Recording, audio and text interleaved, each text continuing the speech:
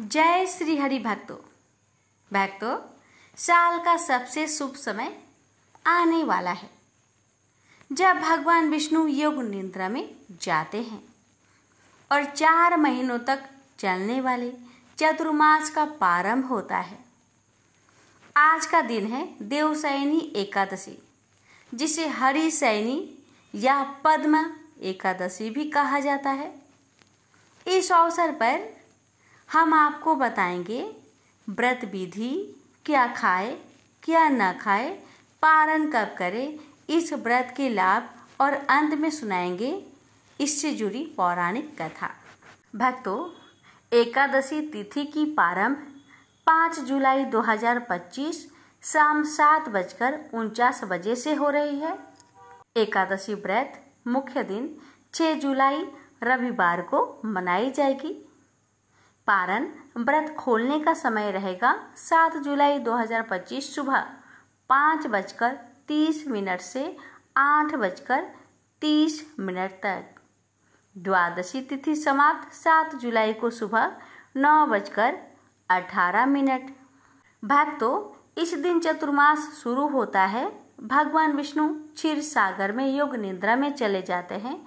इसी कारण इन 4 महीनों में विवाह, गृह प्रवेश, नए कार्य आदि वर्जित होते हैं। भक्तों, व्रत की तैयारी 5 जुलाई से शुरू करें। स्वास्थ्यिक भोजन करें, लहसुन प्याज त्यागे, व्रत का संकल्प ले, यानी मौन या मन में भगवान से प्रार्थना करें। एकादशी पूजन 6 जुलाई को होगी। प्रातः स्नान करके विष्णु भगवान की मूर्ति या चित्र के सामने दीपक जलाएं। पीले फूल, तुलसी दल, धूप दीप से पूजन करें। मंत्र जपे ओम नमो भगवते वासुदेवाय। भोग में फल, दूध, माखन या पंजीरी अर्पित करें। दिन भर हरिनाम संकीर्तन करें, कथा श्रवण करें और रात्रि में संभव हो तो जागरण करें। भक्तों, देवशयनी एकादशी व्रत में आप क्या खा सकते हैं? फल जैसे सेब, केला, नारियल, खजूर, दूध, मखाने, साबूदाना, सिंघारा का आटा, राजगीरा आटा, सेंधा नमक। जानिए अब क्या नहीं खाना चाहिए, जैसे चावल, गेहूं, दालें, लहसुन प्याज, तामसिक भोजन, अन्न से बना कोई भी व्यंजन नहीं खाना चाहिए। भक्तों, जानिए पारण की विधि। भक्तों, पारण के दिन भगवान विष्णु की आरती करें, प्रसाद चढ़ाए और भगवान से क्षमा प्रार्थना करें। फिर स्वास्तिक भोजन करें। ब्राह्मण या जरूरतमंद को दान देना बहुत पुण्यदायक माना गया है। भक्तों, यह व्रत सभी पापों का नाश करता है। जीवन में सुख, शांति और लक्ष्मी की प्राप्ति आती है। अगले 4 महीनों की तपस्या की शुरुआत होती है। जो व्यक्ति की यह व्रत करता है उसे वैकुंठ धाम की प्राप्ति होती है। तो आइए भक्तों, अब श्रवण करते हैं देवशयनी एकादशी व्रत की संपूर्ण व्रत कथा। धर्मराज युधिष्ठिर ने कहा, हे केशव, आषाढ़ शुक्ल एकादशी का क्या नाम है? इस व्रत के करने की विधि क्या है और किस देवता का पूजन किया जाता है? श्री कृष्ण कहने लगे कि हे युधिष्ठिर, जिस कथा को ब्रह्मा जी ने नारद जी से कहा था वही मैं तुमसे कहता हूं। एक समय नारद जी ने ब्रह्मा जी से यही प्रश्न किया था। तब ब्रह्मा जी ने उत्तर दिया कि हे नारद, तुमने कलयुगी जीवों के उद्धार के लिए बहुत उत्तम प्रश्न किया है। क्योंकि देवशयनी एकादशी का व्रत सब व्रतों में उत्तम है। इस व्रत से समस्त पाप नष्ट हो जाते हैं और जो मनुष्य इस व्रत को नहीं करते वे नरकगामी होते हैं। इस व्रत के करने से भगवान विष्णु प्रसन्न होते हैं। इस एकादशी का नाम पद्मा है। अब मैं तुमसे एक पौराणिक कथा कहता हूँ, तुम मन लगाकर सुनो। सतयुग में मानधाता नामक एक चक्रवर्ती सम्राट राज्य करते थे। उनके राज्य में प्रजा बहुत सुखी थी, किंतु भविष्य में क्या हो जाए ये कोई नहीं जानता। अतः वे इस बात से अनभिज्ञ थे कि उनके राज्य में शीघ्र ही भयंकर अकाल पड़ने वाला है। उनके राज्य में पूरे 3 वर्ष तक वर्षा न होने के कारण भयंकर अकाल पड़ा। इस अकाल से चारों ओर त्राही मच गई। धर्म पक्ष के यज्ञ, हवन, पिंडदान, कथा, व्रत आदि में कमी हो गई। जब मुसीबत पड़ी हो तो धार्मिक कार्यों में प्राणी की रुचि कहाँ रह जाती है। प्रजा ने राजा के पास जाकर अपनी वेदना की दोहाई दी। राजा तो इस स्थिति को लेकर पहले से ही दुखी थे। वे सोचने लगे कि आखिर मैंने ऐसा कौन सा पाप कर्म किए हैं जिसका दंड मुझे इस रूप में मिल रहा है। फिर इस कष्ट से मुक्ति पाने का कोई साधन करने के उद्देश्य से राजा सेना को लेकर जंगल की ओर चल दिए। वहां विचरण करते करते एक दिन वे ब्रह्मा जी के पुत्र अंगिरा ऋषि के आश्रम में पहुंचे और उन्हें साष्टांग प्रणाम किया। ऋषिवर ने 80 वर्जनों उपरांत कुशल क्षेम पूछा। फिर जंगल में विचरने व अपने आश्रम में आने का प्रयोजन जानना चाहा। तब राजा ने हाथ जोड़कर कहा, महात्मन, सभी प्रकार से धर्म का पालन करता हुआ भी मैं अपने राज्य में दुर्भिक्ष का दृश्य देख रहा हूँ। आखिर किस कारण से ऐसा हो रहा है? कृपया इसका समाधान करें। यह सुनकर महर्षि अंगिरा ने कहा, हे राजन, सब युगों से उत्तम यह सतयुग है। इसमें छोटे से पाप का भी बड़ा भयंकर दंड मिलता है। इसमें धर्म अपने चारों चरणों में व्याप्त रहता है। ब्राह्मण के अतिरिक्त किसी अन्य जाति को तप करने का अधिकार नहीं है, जबकि आपके राज्य में एक क्षुद्र तपस्या कर रहा है। यही कारण है कि आपके राज्य में वर्षा नहीं हो रही है। जब तक वह काल को प्राप्त न होगा तब तक यह दुर्भिक्ष शांत नहीं होगा। दुर्भिक्ष की शांति उसे मारने से ही संभव है। किंतु राजा का हृदय एक नर अपराध क्षुद्र तपस्वी का समन करने को तैयार नहीं हुआ। उन्होंने कहा, हे देव, मैं उस निरपराध को मार दूं, यह बात मेरा मन स्वीकार नहीं कर रहा है। कृपा करके आप कोई और उपाय बताए। महर्षि अंगिरा ने बताया, आषाढ़ माह के शुक्ला पक्ष की एकादशी का व्रत करें। इस व्रत के प्रभाव से अवश्य ही वर्षा होगी। राजा अपने राज्य की राजधानी लौट आए और चारों वर्णों सहित पद्मा एकादशी का विधि पूर्वक व्रत किया। व्रत के प्रभाव से उनके राज्य में मूसलाधार वर्षा हुई और पूरा राज्य धन्य धान्य से परिपूर्ण हो गया। ब्रह्मा वैवर्त पुराण में देवशयनी एकादशी के विशेष महात्म्य का वर्णन किया गया है। इस व्रत से प्राणी की समस्त मनोकामनाएं पूर्ण होती है। चतुर्मास्य एकादशी की व्रत कथा। पुत्र युधिष्ठिर बोले कि हे भगवान, विष्णु भगवान का शयन व्रत किस प्रकार किया जाता है, सो सब कृपा पूर्वक कहिए। श्री कृष्ण बोले कि राजन, अब मैं आपको विष्णु के शयन का व्रत कहता हूँ। अब आप ध्यान पूर्वक सुनिए। जब सूर्य नारायण कर्क राशि में स्थित हो तब विष्णु भगवान को शयन कराना चाहिए और सूर्य नारायण के तुला राशि के आने पर भगवान को उठाना चाहिए। लौद यानी अधिक माह के आने पर भी विधि इसी प्रकार रहती है। इस विधि से अन्य देवताओं को शयन न कराना चाहिए। आषाढ़ मास के शुक्ल पक्ष की एकादशी का विधि पूर्वक व्रत करना चाहिए। उस दिन विष्णु भगवान की प्रतिमा बनानी चाहिए और चतुर्मास्य व्रत नियम से करना चाहिए। फिर सफेद वस्त्रों को धारण कराकर तकियादार सैया पर शयन कराना चाहिए। उनको धूप दीप नैवेद्य आदि से पूजन कराना चाहिए। भगवान का पूजन शास्त्रों ज्ञाता ब्राह्मण के द्वारा कराना चाहिए। तत्पश्चात भगवान विष्णु को इस प्रकार स्तुति करनी चाहिए। हे भगवान, मैंने आपको शयन कराया है। आपके शयन से संपूर्ण विश्व सो जाता है।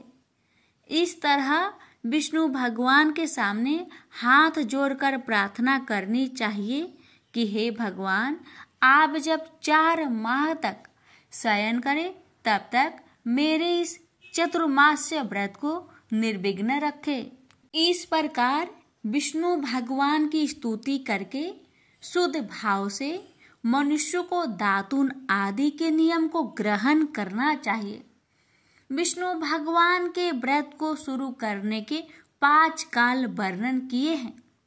देवशयनी एकादशी से लेकर देवोत्थानी एकादशी तक चतुर्मास्य व्रत को शुरू करना चाहिए। द्वादशी, पूर्णमासी, अष्टमी या संक्रांति को व्रत प्रारंभ करना चाहिए और कार्तिक मास के शुक्ल पक्ष की द्वादशी को समाप्त कर देना चाहिए। इसके व्रत से समस्त पाप नष्ट हो जाते हैं। जो मनुष्य इस व्रत को प्रति वर्ष करते हैं वह सूर्य के समान देदीप्यमान विमान पर बैठकर विष्णु लोक को जाते हैं। हे राजन, अब आप इसका पृथक पृथक फल सुने। जो मनुष्य देव मंदिरों में रंगीन बेल बूटे बनाता है उसे 7 जन्म तक ब्राह्मण की योनि मिलती है। जो मनुष्य चातुर्मास्य के दिनों में विष्णु भगवान को दही, दूध, घी, शहद और मिश्री के द्वारा स्नान कराता है वह वैभवशाली होकर सुख भोगता है। जो मनुष्य श्रद्धा पूर्वक भूमि, स्वर्ण, दक्षिणा आदि ब्राह्मणों को देता है वह स्वर्ग में जाकर इंद्र के समान सुख भोगता है। जो विष्णु भगवान की स्वर्ण प्रतिमा बनाकर धूप दीप पुष्प नैवेद्य आदि से भगवान की पूजा करता है वह इंद्र लोक में जाकर अक्षय सुख भोगता है। जो मनुष्य चतुर्मास्य के अंदर नित्य प्रति तुलसी जी भगवान को अर्पित करता है यह स्वर्ण की तुलसी अर्पित करता है वह स्वर्ग के विमान पर बैठकर विष्णु लोक को जाता है। जो मनुष्य विष्णु भगवान की धूप दीप से पूजा करते हैं उनको अनंत धन मिलता है। जो मनुष्य इस एकादशी से कार्तिक के महीने तक विष्णु की पूजा करते हैं उनको विष्णु लोक की प्राप्ति होती है। इस चतुर्मास्य व्रत में जो मनुष्य संध्या के समय देवताओं तथा ब्राह्मणों को सोने के पात्र में वस्त्र देते हैं वह विष्णु लोक को जाते हैं। जो मनुष्य भक्ति पूर्वक भगवान के चरणामृत लेते हैं वह इस संसार के आवागमन के चक्र से छूट जाते हैं। जो विष्णु मंदिर में नित्य प्रति 108 बार गायत्री मंत्र का जप करते हैं वह पापों में लिप्त नहीं होते। जो मनुष्य पुराण तथा धर्म शास्त्रों को सुनते हैं और वेद पाठी ब्राह्मण को वस्त्र का दान देते हैं वे दानी, धनी, ज्ञानी और कीर्तिमान होते हैं। जो मनुष्य भगवान या शिव जी का स्मरण करते हैं और अंत में उनकी प्रतिमा दान करते हैं वह पापों से रहित होकर गुणवान बनते हैं। जो मनुष्य सूर्य नारायण को अर्घ्य देते हैं और समाप्ति में गौदान करते हैं उनको पूरी आयु को स्वस्थ देह प्राप्त होती है तथा कीर्ति, धन और बल पाते हैं। चातुर्मास्य में जो मनुष्य गायत्री मंत्र द्वारा तिल से होम करते हैं और चातुर्मास्य समाप्त हो जाने पर तिल का दान करते हैं, उसके समस्त पाप नष्ट हो जाते हैं और निरोग शरीर मिलता है तथा सुपात्र संतान होती है। जो मनुष्य चातुर्मास्य व्रत में अन्न से होम करते हैं और समाप्त हो जाने पर घी, घड़ा और वस्त्रों का दान करते हैं, वह ऐश्वर्यशाली होते हैं। जो मनुष्य तुलसी जी को धारण करते हैं तथा अंत में विष्णु भगवान के निमित्त ब्राह्मणों को दान करते हैं, वह विष्णु लोक को जाते हैं। जो मनुष्य चतुर्मास व्रत में भगवान के शयन के उपरांत उनके मस्तक पर नित्य प्रति दूध चढ़ाते हैं और अंत में स्वर्ण की दुर्वाहन करते हैं तथा दान देते समय जो इस प्रकार की स्तुति करते हैं कि हे ध्रुवे, जिस भांति इस पृथ्वी पर शाखाओं सहित फैली हुई हो, उसी प्रकार मुझे भी अजर अमर संतान दो।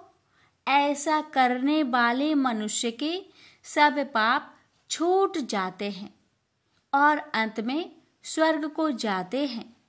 जो शिव जी या विष्णु भगवान के देवालय में गाने करते हैं, उन्हें रात्रि जागरण का फल मिलता है। जो मनुष्य चातुर्मास्य व्रत करते हैं, उनको उत्तम ध्वनि वाला घंटा दान करना चाहिए। इस प्रकार स्तुति करनी चाहिए, हे भगवान, हे जगतपति, आप पापों का नाश करने वाले हैं। आप मेरे योग कार्य को ना करने, योग कार्य को करने से जो पाप उत्पन्न हुए हैं, उनको नष्ट कीजिए। चातुर्मास्य व्रत के अंदर जो नित्य प्रति ब्राह्मणों का चरणामृत पान करते हैं, वे समस्त पापों तथा दुखों से छूट जाते हैं और वे आयुवान, लक्ष्मीवान होते हैं। चातुर्मास्य व्रत के समाप्त हो जाने के बाद ही गौदान करना चाहिए। यदि गौदान ना कर सको तो वस्त्रदान अवश्य करना चाहिए। जो ब्राह्मणों को नित्य प्रति नमस्कार करते हैं, उनका जीवन सफल हो जाता है और समस्त पापों से छूट जाते हैं। चातुर्मास्य व्रत की समाप्ति में जो ब्राह्मणों को नित्य प्रति नमस्कार करते हैं, उनका जीवन सफल हो जाता है और समस्त पापों से छूट जाते हैं। चातुर्मास्य व्रत की समाप्ति में जो ब्राह्मणों को भोजन कराता है, उसकी आयु तथा धन की वृद्धि होती है। मनुष्य अलंकार सहित बछड़े वाली कपिला गाय वेद पाठी ब्राह्मणों को दान करते हैं। वह चक्रवर्ती, आयुवान, पुत्रवान राजा होते हैं और स्वर्ग लोक में प्रलय के अंत तक इंद्र के समान राज्य करते हैं। जो मनुष्य सूर्य भगवान तथा गणेश जी को नित्य नमस्कार करते हैं, उनकी आयु तथा लक्ष्मी बढ़ती है और यदि गणेश जी प्रसन्न हो जाए तो मनोवांछित फल पाते हैं। गणेश जी और सूर्य की प्रतिमा ब्राह्मण को देने से सब काम की सिद्धि होती है। जो मनुष्य दोनों ऋतुओं में महादेव जी की प्रसन्नता के लिए तिल और वस्त्रों के साथ तांबे का पात्र दान करते हैं, उनके यहाँ स्वस्थ, सुंदर, शिव भक्त संतान उत्पन्न होती है। चातुर्मास्य व्रत की समाप्ति कर चांदी पात्र या तांबा पात्र गुड़ और तिल के साथ दान करना चाहिए। जो मनुष्य विष्णु भगवान के शयन करने के उपरांत तथा शक्ति वस्त्र और तिल के साथ स्वर्ण दान करते हैं, उनके समस्त पाप नष्ट हो जाते हैं और इस लोक में भोग तथा परलोक में मोक्ष प्राप्त होते हैं। चातुर्मास से व्रत के समाप्त होने पर सैया दान करते हैं, उनको अक्षय सुख मिलता है और कुबेर के समान धनवान होते हैं। वर्षा ऋतु में जो गोपी चंदन देते हैं उन पर भगवान प्रसन्न होते हैं। व्रत के समाप्त हो जाने पर इस प्रकार उद्यापन करना चाहिए। 4 छटाक व 8 छटाक वाले तांबे की 8 पात्र या 48 छटाक का एक तांबे का पात्र लेकर उसमें शक्कर भरकर तथा वस्त्र, फल, दक्षिणा सहित ब्राह्मण को दे देना चाहिए। शक्कर सहित तांबे का पात्र सूर्य को प्रिय है, इससे मनुष्य के समस्त रोग नष्ट हो जाते हैं। उसके दान के प्रभाव से बलवान कीर्तिवान संतान उत्पन्न होती है। हे कुंती पुत्र, इस चातुर्मास्य व्रत को करने वाला मनुष्य गंधर्व विद्या में निपुण और स्त्रियों को प्रिय होता है। जो मनुष्य चातुर्मास्य व्रत में ब्राह्मण को शाक, फल आदि देते हैं और अंत में यथाशक्ति दान, दक्षिणा, वस्त्र आदि देते हैं, वह सुखी राज योगी बनते हैं। शाक और फल देवता तथा मुनियों को प्रिय है, अतः उसके देने से देवता प्रसन्न होते हैं। जो मनुष्य इस व्रत में प्रतिदिन सौठ, मिर्च, पीपल और दक्षिणा के साथ दान करते हैं और व्रत के अंत में स्वर्ण तथा सौठ, मिर्च आदि दान देते हैं, वे 100 वर्ष तक जीते हैं और अंत में स्वर्ग को जाते हैं। वो तंबाकू खाना छोड़ देते हैं, उनसे देवता प्रसन्न होते हैं और अनंत धन देते हैं। इस व्रत में जो मनुष्य लक्ष्मी या पार्वती की प्रसन्नता के लिए हल्दी का दान करते हैं और अंत में चांदी के पात्र में हल्दी रखकर दान देते हैं, वह स्त्रियां अपने पति के साथ और पति अपनी स्त्री के साथ सुख भोगते हैं। इससे उन्हें सौभाग्य, अक्षय धन तथा सुपात्र संतान मिलती है और उनकी देवलोक में पूजा होती है। इस व्रत में जो मनुष्य शिव जी और पार्वती जी की पूजा करते हैं तथा दक्षिणा, वस्त्र, स्वर्ण आदि दान करते हैं और व्रत के शुरू में शिवलिंग की स्थापना करते हैं, गौ बैल का दान करते हैं और ब्राह्मणों को मीठा भोजन कराते हैं, उन्हें संपत्ति और कीर्ति मिलती है और इस लोक में सुख भोगकर अंत में शिवलोक को जाते हैं। इसमें वामन भगवान की प्रसन्नता के लिए ब्राह्मण को दही से युक्त भात खिलाना चाहिए। यदि वह नित्य ना हो सके तो अष्टमी, अमावस, पूर्णमासी और प्रत्येक रविवार या शुक्रवार को खिलाना चाहिए। इस व्रत की समाप्ति में भूमि का दान करना चाहिए। यदि भूमि दान ना हो सके तो वस्तु और स्वर्ण से युक्त पादुका का दान करना चाहिए। ऐसा करने से इस लोक में धन, धान्य, पुत्र तथा विष्णु भक्ति मिलती है और अंत में विष्णु लोक को जाते हैं। मनुष्य दान तथा आभूषण से युक्त बछड़ा सहित गौ का दान करते हैं, वह इस लोक में ज्ञानी और किसी के सेवक नहीं बनते और अंत में ब्रह्म लोक में जाकर पितर के साथ अंततः प्राप्त करते हैं।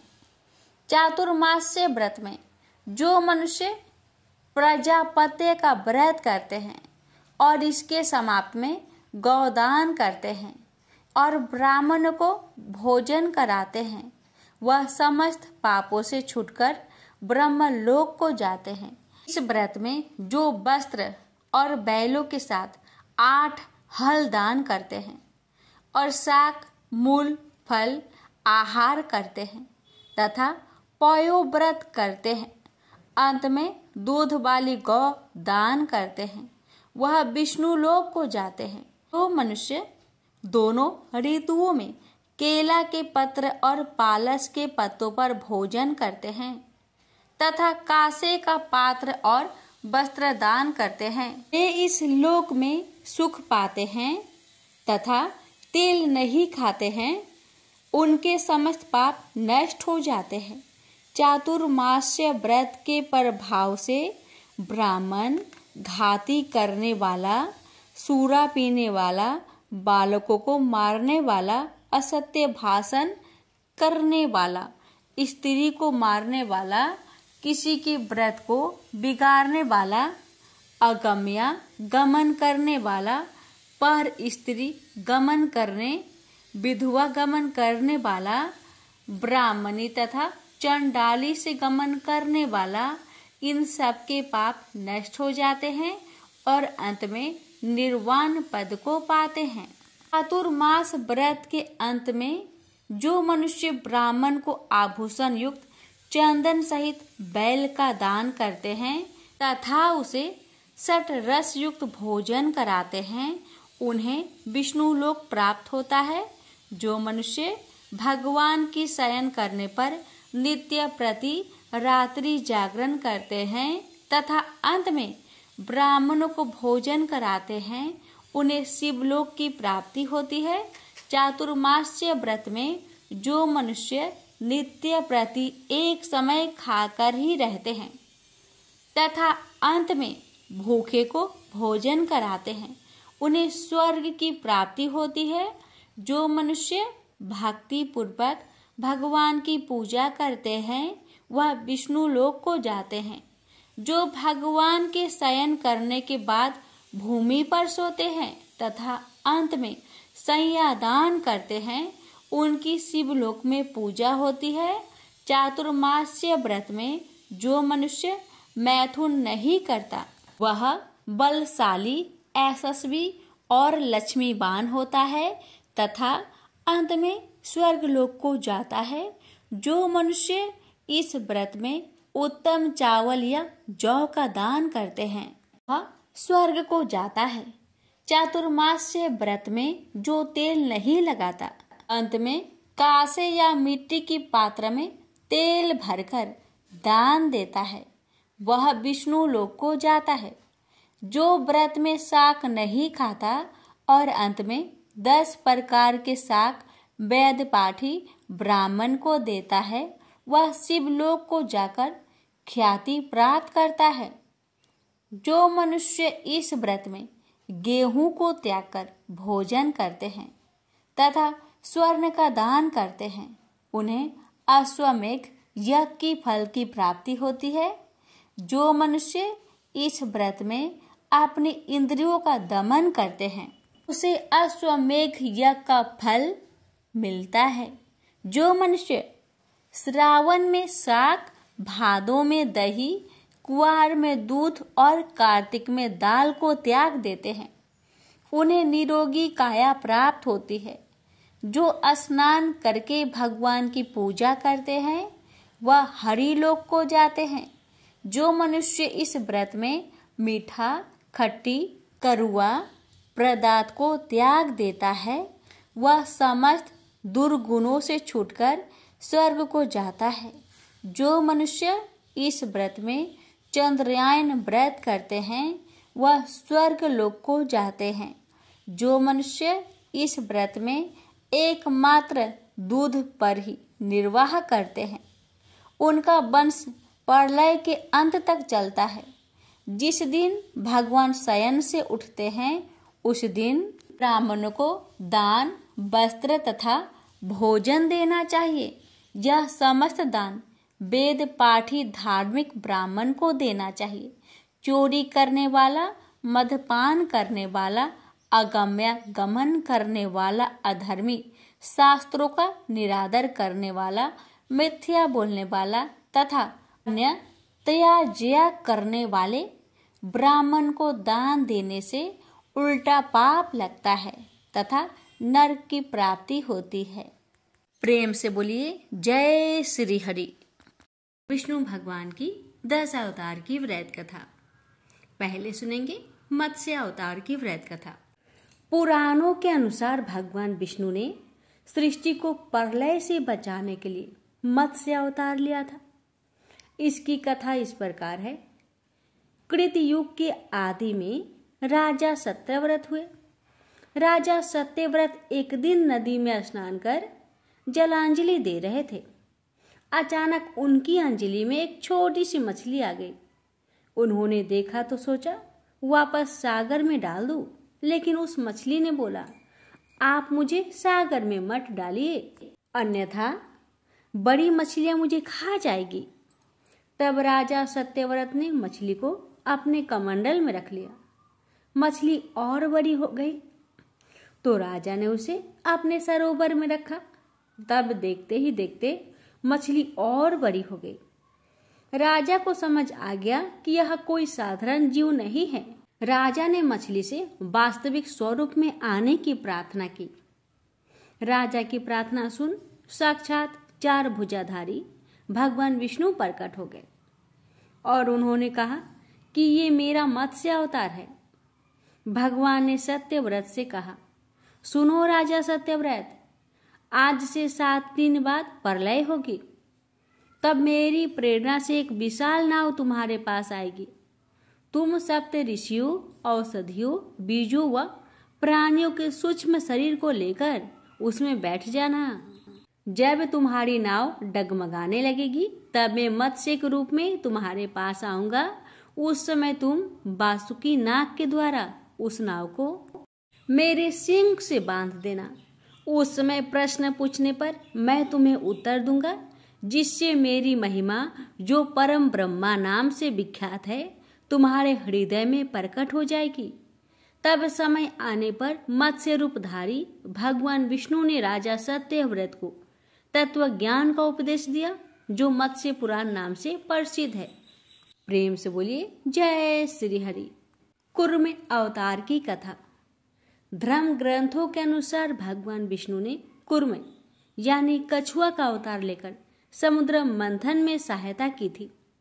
भगवान विष्णु के कुर्म अवतार को कच्छप अवतार भी कहते हैं। इसकी कथा इस प्रकार है। एक बार महर्षि दुर्वासा ने देवताओं के राजा इंद्र को श्राप देकर श्रीहीन कर दिया। इंद्र जब भगवान विष्णु के पास गए तो उन्होंने समुद्र मंथन करने के लिए कहा। तब इंद्र भगवान विष्णु के कहे अनुसार दैत्य व देवताओं के साथ मिलकर समुद्र मंथन करने के लिए तैयार हो गए। समुद्र मंथन करने के लिए मंद्राचल पर्वत को माथानी एवं नागराज बासुकी को नेति बनाया गया। देवताओं और दैत्यों ने अपना मतभेद भूलकर मंद्राचल को उखाड़ा और उसे समुद्र की ओर ले चले, लेकिन वे उसे अधिक दूर तक नहीं ले जा सके। तब भगवान विष्णु ने मंद्राचल को समुद्र तट पर रख दिया। देवता और दैत्यों ने मंद्राचल को समुद्र में डालकर नागराज बासुकी को नेति बनाया, किंतु मंद्राचल के नीचे कोई आधार नहीं होने के कारण वह समुद्र में डूबने लगा। जहाँ देखकर भगवान विष्णु विशाल कुर्म यानी कछुआ का रूप धारण कर समुद्र में मंद्राचल के आधार बने। भगवान कुर्म के विशाल पीठ पर मंद्राचल तेजी से घूमने लगा और इस प्रकार समुद्र मंथन संपन्न हुआ। प्रेम से बोलिए जय श्री हरि। सुनिए वराह अवतार की कथा। हिरण्याक्ष नामक एक दस्यु के अत्याचारों से पृथ्वी को मुक्ति दिलाने के लिए प्रभु ने वराह रूप में अवतार लिया था। आज हम आपको इसी कथा के बारे में बताने जा रहे हैं।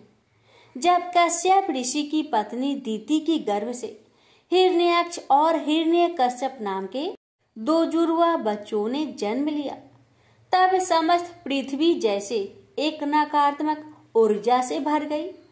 प्रकृति का हर कण जैसे यह दर्शाने लगा कि इन 2 दैत्यों के अत्याचार से आगामी दिनों में पृथ्वी बहुत कंपित होगी।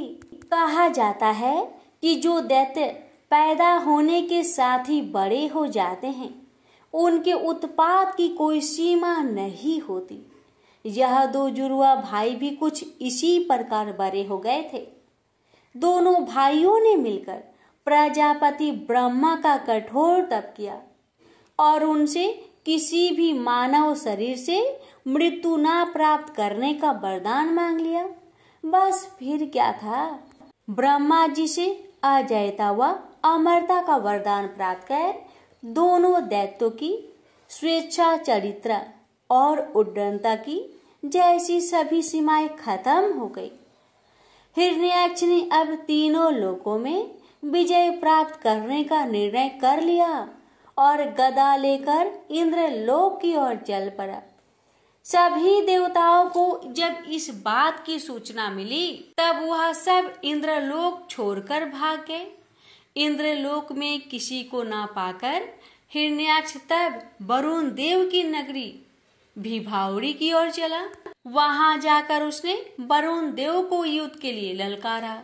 वरुण देव अत्यंत क्रोधित हुए, लेकिन उन्होंने उस क्रोध को मन में दबाते हुए हिरण्याक्ष से कहा, आप इतने वीर योद्धा, मुझसे आपसे युद्ध करने की क्षमता कहाँ है? इस संसार में अगर किसी में आपसे युद्ध करने की क्षमता है तो वह श्री विष्णु हैं। आप उन्हीं के पास जाइए। वरुण देव की बात सुनकर श्री हरि की खोज में हिरण्याक्ष देव ऋषि नारद के पास पहुंचा और तब देव ऋषि ने उन्हें बताया कि श्री हरि अभी अपने वराह रूप में पृथ्वी को रसातल से निकालने के लिए गए हुए हैं। नारद की बात सुन हिरण्याक्ष रसातल पहुंचा तो उसने देखा कि एक वराह अपने दांतों पर पृथ्वी को उठाए लिए जा रहा है। ऐसी विस्मयकारी दृश्य देखकर हिरण्याक्ष मन ही मन सोचने लगा कि कहीं यह वराह असल में विष्णु तो नहीं। सहसा उसने उस वराह से कहा, अरे जंगली पशु, तू जल में कहां से आ गया है? मूर्ख पशु, तू इस पृथ्वी को कहां लिए जा रहा है? इसे तो ब्रह्मा जी ने हमें दिया है। तू मेरे रहते इस पृथ्वी को रसातल से नहीं ले जा सकता। तू दैत्य और दानवों का शत्रु है, इसलिए आज मैं तेरा वध कर डालूंगा। इसके बाद हिरण्याक्ष ने प्रभु से और भी कई तीखे शब्द कहे, लेकिन प्रभु अपने पद से टस से मस नहीं हुए। हिरण्याक्ष ने तब फिर कहा, अरे विष्णु, तू इतना कायर क्यों है? मैंने तुझसे इतने कटु शब्द कहे, फिर भी तू मुझसे युद्ध नहीं कर रहा। इतना कुछ सुनकर भी श्री हरि का ध्यान हिरण्याक्ष पर नहीं गया। एक बार पृथ्वी को अपने स्थान में स्थापित कर देने के पश्चात प्रभु की नजर हिरण्याक्ष पर पड़ी। उन्होंने हिरण्याक्ष से कहा, तुम तो अत्यंत बलवान हो। बलवान लोग प्रलाप नहीं करते बल्कि कार्य दिखाते हैं। तुम इतनी बातें क्यों कर रहे हो? आओ मुझसे युद्ध करो। यह सुनते ही जैसे हिरण्याक्ष का खून खौल गया और वह भगवान विष्णु पर टूट पड़ा। प्रभु बड़ी आसानी से उस असुर के सभी शस्त्रों को नष्ट करते चले जा रहे थे। इसके बाद हिरण्याक्ष त्रिशूल लेकर विष्णु जी की ओर दौड़ा और प्रभु ने तब सुदर्शन चक्र का आह्वान किया। सुदर्शन चक्र के प्रकट होते ही भगवान विष्णु ने उससे हिरण्याक्ष के त्रिशूल के टुकड़े टुकड़े कर दिए और इसके पश्चात उसके कानों पर एक जोरदार थप्पड़ जड़ दिया। यह थप्पड़ इतना तेज था कि हिरण्याक्ष की आंखें बाहर निकल आई और वह निचेष्ट होते हुए जमीन पर धराशायी हो गया। इसके बाद उसी सुदर्शन चक्र से श्री हरि ने हिरण्याक्ष का वध करते हुए धरती पर उसके अत्याचारों पर सदा के लिए विराम लगा दिया।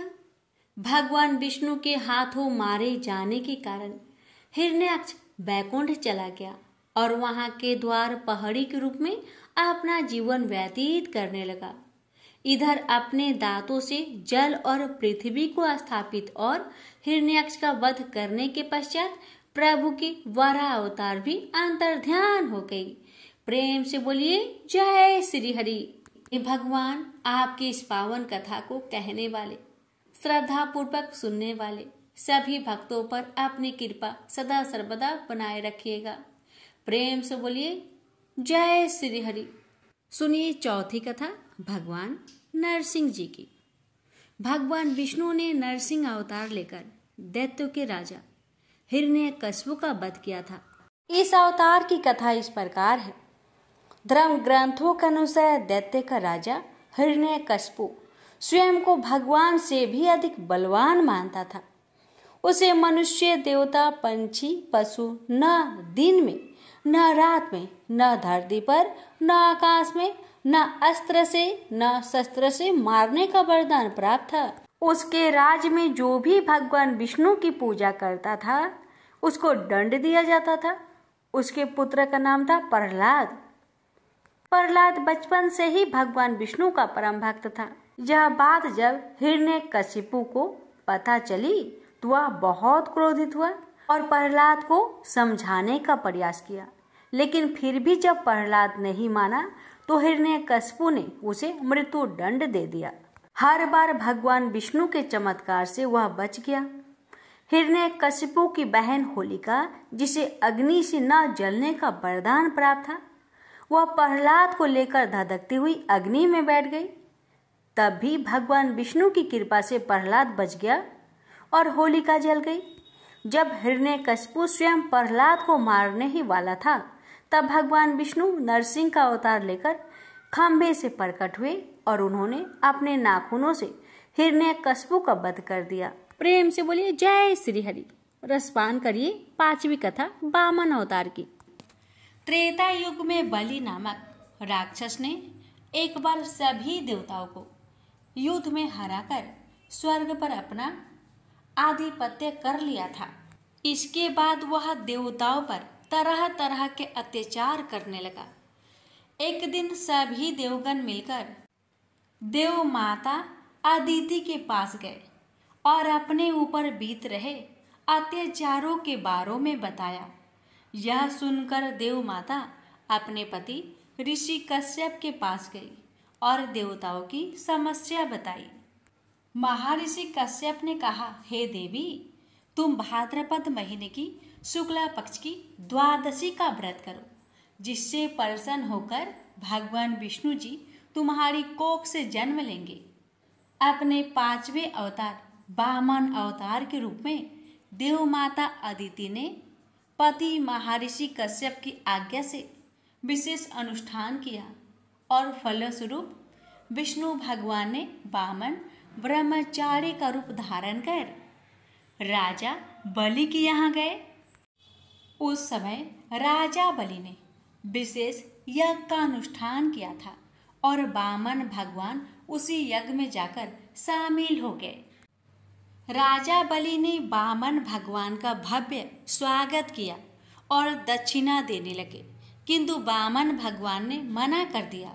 कहा कि हे राजन, मैं दक्षिणा में कुछ भूमि मांगना चाहता हूँ, क्योंकि मेरे पास इतनी भूमि नहीं जहाँ पर मैं बैठकर भक्ति कर सकूं। ब्रह्मचारी की बात सुनकर राजा बोला, हे भगवान, आप मांगो, कितनी भूमि चाहिए।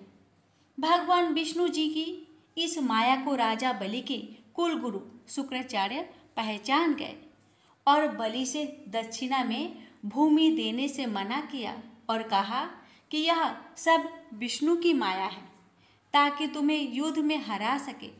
किंतु राजा बलि भक्त प्रहलाद का पुत्र होने के साथ साथ बड़ा ही दयावान था। उसके द्वार से कोई भी खाली हाथ नहीं गया। राजा बलि ने अपने राजगुरु की बात नहीं मानी और भूमि देने के लिए तैयार हो गए। जिसके बाद वामन भगवान ने दक्षिणा के लिए 3 पग भूमि मांगी। राजा ने कहा, हे ब्रह्मचारी, आपको मेरे इस विशाल राज्य में जो स्थान अच्छा लगे वहाँ पर आप भूमि ले सकते हैं। इसके बाद वामन भगवान ने अपना विशाल रूप धारण किया और अपना पैर उठाया। एक पैर से ही भगवान ने पूरी पृथ्वी, दूसरे पैर में स्वर्गलोक और ब्रह्मलोक को नाप लिया। तब वामन भगवान ने कहा, हे राजन, मैंने 3 पग भूमि मांगी थी, जिसमें मैं 2 पग भूमि में सब कुछ नाप लिया, किंतु अभी तीसरा पग कहाँ रखूं? तब राजा बलि ने कहा, हे भगवान, आप तीसरा पैर मेरे सिर पर रखकर अपनी दक्षिणा को पूरी कीजिए। और वामन भगवान ने अपना तीसरा पैर राजा बलि के ऊपर रखकर 3 पग भूमि प्राप्त करी। इसके बाद भगवान अपने असली रूप में आकर राजा बलि से कहा, हे राजन, आज से तुम पाताल लोक के स्वामी हो, तुम वहां जाकर राज करो। राजा ने स्वीकार करते हुए कहा कि हे भगवान, आप भी पाताल लोक में सदैव निवास करें, ताकि मुझे आपकी पूजा अर्चना व भक्ति करने का सुख प्राप्त हो सके। वामन भगवान तथास्तु कहकर अंतर्ध्यान हो गए। प्रेम से बोलिए, वामन भगवान की जय हो। अब सुनेंगे छठी कथा श्री राम अवतार की। त्रेता युग में राक्षस राज रावण का बहुत आतंक था। उससे देवता भी डरते थे। उसके वध के लिए भगवान विष्णु ने राजा दशरथ के यहाँ माता कौशल्या के गर्भ से पुत्र रूप में जन्म लिया। इस अवतार में भगवान विष्णु ने अनेक राक्षसों का वध किया और मर्यादा का पालन करते हुए अपना जीवन यापन किया। पिता के कहने पर वनवास गए। वनवास भोगते समय राक्षस राज रावण उनकी पत्नी सीता का हरण कर ले गया। सीता की खोज में भगवान लंका पहुंचे। वहां भगवान श्री राम और रावण का घोर युद्ध हुआ, जिसमें रावण मारा गया। इस प्रकार भगवान विष्णु ने राम अवतार लेकर देवताओं को भय से मुक्त किया। प्रेम से बोलिए, जय श्री हरि। 7वीं कथा श्री कृष्ण अवतार की। द्वापर में भगवान विष्णु ने श्री कृष्ण अवतार लेकर अधर्मियों का नाश किया।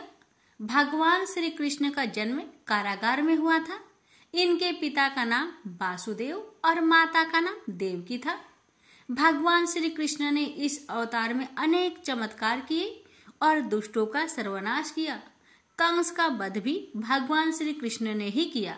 महाभारत के युद्ध में अर्जुन के सारथी बने और दुनिया को गीता का ज्ञान दिया। धर्मराज युधिष्ठिर को राजा बनाकर धर्म की स्थापना की। भगवान विष्णु का ये अवतार सभी अवतारों में से सबसे श्रेष्ठ माना जाता है। प्रेम से बोलिए, हरे कृष्णा। सुनिए 8वीं कथा परशुराम अवतार की कथा। हिंदू धर्म ग्रंथों के अनुसार परशुराम भगवान विष्णु के प्रमुख अवतारों में से एक थे। भगवान परशुराम के जन्म के संबंध में 2 कथाएं प्रचलित है। हरिवंश पुराण के अनुसार उन्हीं में से एक कथा इस प्रकार है। प्राचीन समय में महिष्मती नगरी पर शक्तिशाली है वंशी क्षत्रिय कार्तिवीर्य अर्जुन सहस्त्रबाहु का शासन था। वह बहुत अभिमानी था और अत्याचारी भी। एक बार अग्निदेव ने उससे भोजन कराने का आग्रह किया। तब सहस्त्रबाहु ने घमंड में आकर कहा कि आप जहां से चाहे भोजन प्राप्त कर सकते हैं, सभी और मेरा ही राज है। तब अग्निदेव ने वनों को जलाना शुरू किया। एक वन में ऋषि आपाव तपस्या कर रहे थे। अग्नि ने उनके आश्रम को भी जला डाला। इससे क्रोधित होकर ऋषि ने सहस्त्रबाहु को श्राप दिया कि भगवान विष्णु परशुराम के रूप में जन्म लेंगे और न सिर्फ सहस्त्रबाहु का नहीं बल्कि समस्त क्षत्रियों का सर्वनाश करेंगे। इस प्रकार भगवान विष्णु ने भार्गव कुल में महर्षि जमदग्नि के 5वें पुत्र के रूप में जन्म लिए। प्रेम से बोलिए, जय श्री हरि। 9वीं कथा बुद्ध अवतार की। धर्म ग्रंथों के अनुसार बौद्ध धर्म के प्रवर्तक गौतम बुद्ध भी भगवान विष्णु के ही अवतार थे, परंतु पुराणों में वर्णित भगवान बुद्ध देव का जन्म गया के समीप कीकट में हुआ बताया गया है और उनके पिता का नाम अजन बताया गया है। यह प्रसंग पुराण वर्णित बुद्ध अवतार का ही है। एक समय दैत्यों की शक्ति बहुत बढ़ गई। देवता भी उनके भय से भागने लगे। राज की कामना से दैत्यों ने देवराज इंद्र से पूछा कि हमारा साम्राज्य स्थिर रहे, इसका उपाय क्या है। तब इंद्र ने शुद्ध भाव से बताया कि सुस्थिर शासन के लिए यज्ञ एवं वेद विहित आचरण आवश्यक है। तब दैत्य वैदिक आचरण एवं महायज्ञ करने लगे, जिससे उनकी शक्ति और बढ़ने लगी। तब सभी देवता भगवान विष्णु के पास गए। तब भगवान विष्णु ने देवताओं के हित के लिए बुद्ध का रूप धारण किया। उनके हाथ में मार्जनी थी और वे मार्ग को बुहारते हुए चलते थे। इस प्रकार भगवान बुद्ध दैत्यों के पास पहुंचे और उन्हें उपदेश दिया कि यज्ञ करना पाप है, यज्ञ से जीव हिंसा होती है, यज्ञ की अग्नि से कितने ही प्राणी भस्म हो जाते हैं। भगवान बुद्ध के उपदेश से दैत्य प्रभावित हुए। उन्होंने यज्ञ व वैदिक आचरण करना छोड़ दिया। इसके कारण उनकी शक्ति कम हो गई और देवताओं ने उन पर हमला कर अपना राज्य पुनः प्राप्त किया। प्रेम से बोलिए हरे कृष्णा। अब सुनेंगे 10वीं कथा कल्कि अवतार की। धर्म ग्रंथों के अनुसार भगवान विष्णु कलयुग में कल्कि रूप में अवतार लेंगे। कल्कि अवतार कलयुग व सतयुग के संधि काल में होगा, जहाँ अवतार 64 कलाओं से युक्त होगा। पुराणों के अनुसार उत्तर प्रदेश के मुरादाबाद जिले के संभल नामक स्थान पर विष्णु यसा नामक तपस्वी ब्राह्मण के घर पर भगवान कल्कि पुत्र रूप में जन्म लेंगे। कल्कि देवदत्त नामक घोड़े पर सवार होकर संसार से पापियों का विनाश करेंगे और धर्म की पुनः स्थापना करेंगे। तभी सतयुग का प्रारंभ होगा। प्रेम से बोलिए ओम नमो भगवते वासुदेवाय। विष्णु भगवान की अनंत स्वरूपों की जय।